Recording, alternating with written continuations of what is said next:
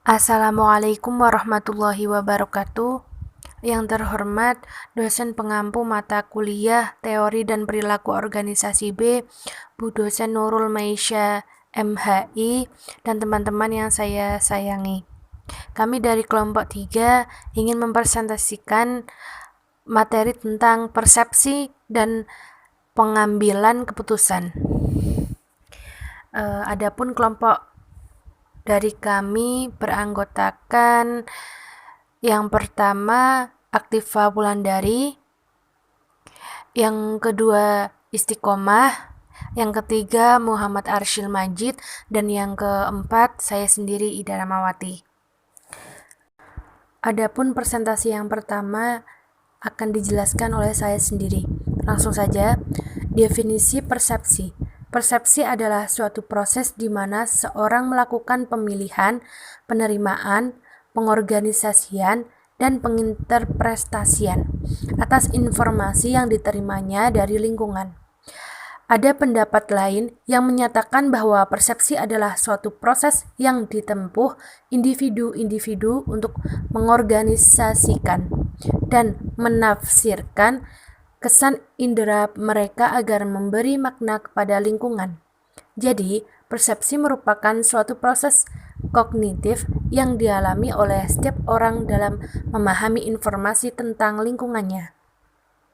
Faktor-faktor yang mempengaruhi persepsi dapat diklasifikasikan menjadi dua, faktor-faktor dalam diri sendiri, faktor-faktor dalam diri orang lain. Faktor-faktor dalam diri sendiri meliputi sikap, kepribadian, motif, minat, pengalaman masa lalu, harapan-harapan seseorang. Sedangkan faktor-faktor dalam diri orang lain, sesuatu yang baru, gerakan, suara, ukuran, latar belakang, kedekatan, kemiripan. Ada pula pendapat lain, faktor-faktor yang mempengaruhi persepsi.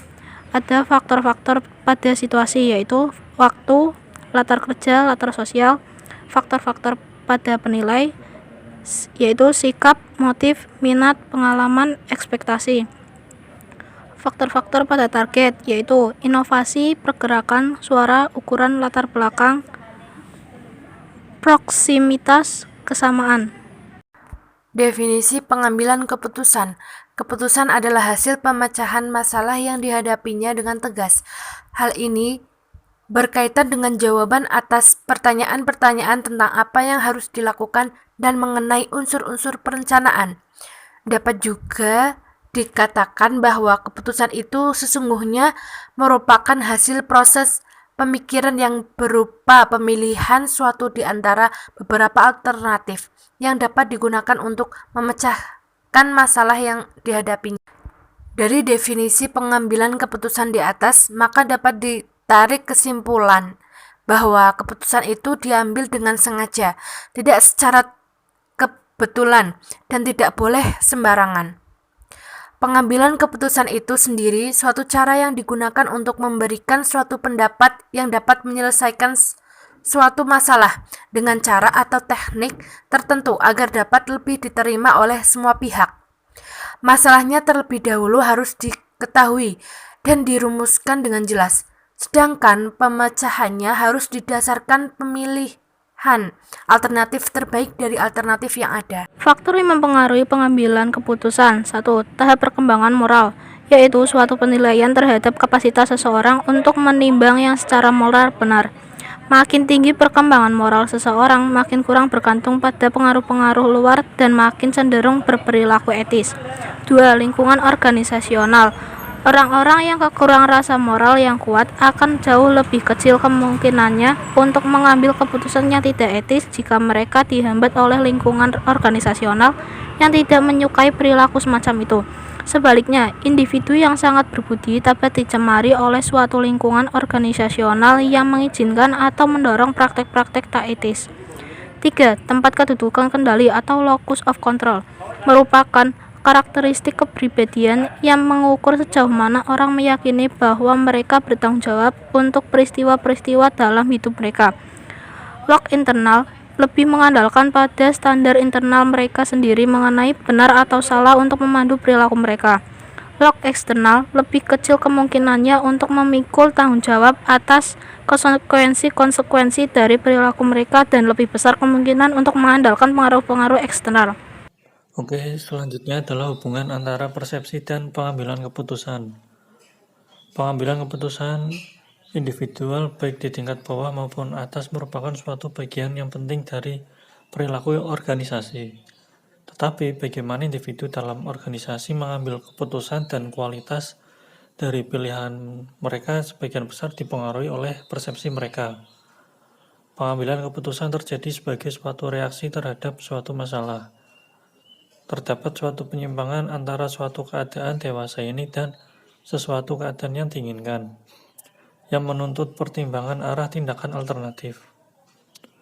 Perlu diperhatikan bahwa setiap keputusan menuntut penafsiran dan evaluasi terhadap informasi. Karena itu, data yang diterima perlu disaring, diproses, dan ditafsirkan. Misalnya, data mana yang relevan dengan pengambilan keputusan dan mana yang tidak. Persepsi dari mengambil keputusan akan ikut menentukan hal tersebut yang akan mempunyai hubungan yang besar pada hasil akhirnya. Oke, selanjutnya mengenai pembahasan etika dalam pengambilan keputusan, di mana etika dalam pengambilan keputusan itu terbagi menjadi 3 kategori, yaitu yang pertama kriteria utilitarianisme, yang kedua whistleblower atau kriteria menekankan pada hak, dan yang ketiga etika perilaku. Utilitarianisme yaitu pembuatan keputusannya semata-mata berdasarkan outcome atau keluaran untuk menghasilkan sesuatu yang baik dalam jumlah yang besar dan umumnya dapat ditemukan dalam pembuatan keputusan berbisnis. Kelebihan yang dimiliki oleh kriteria ini ialah pencapaian efisiensi dan produktivitas, sementara kelemahannya ialah mengesampingkan hal-hal yang dimiliki oleh individu. Selanjutnya mengenai kriteria whistleblower atau kriteria menekankan pada hak. Pembuatan keputusan yang didasarkan pada hak-hak yang dimiliki seperti saling menghargai dan melindungi hak-hak dasar tiap individu. Hal ini diterapkan untuk memberikan kepada whistleblower, yaitu individu yang membuka masalah organisasi secara tidak pantas pada media atau pemerintah menggunakan hak untuk berbicaranya. Kelebihan yang dimiliki oleh kriteria ini ialah perlindungan pada individu dari kecelakaan dan mengutamakan kebebasan dan privasi. Sementara kelemahannya ialah mencegah tercapainya efisiensi dan produktivitas. Selanjutnya mengenai etika perilaku. Pembuatan keputusannya berdasarkan melaksanakan tiap peraturan yang dibuat secara adil dan fair, atau adanya keseimbangan dalam distribusi keuntungan dan biaya. Umumnya digunakan oleh serikat pekerja agar mereka mendapatkan upah yang sama dengan job desk yang dilaksanakan. Kelebihan yang dimiliki oleh kriteria ini ialah perlindungan pada individu yang lemah, sementara kelemahannya ialah mengurangi inovasi, produktivitas, dan pengambilan risiko.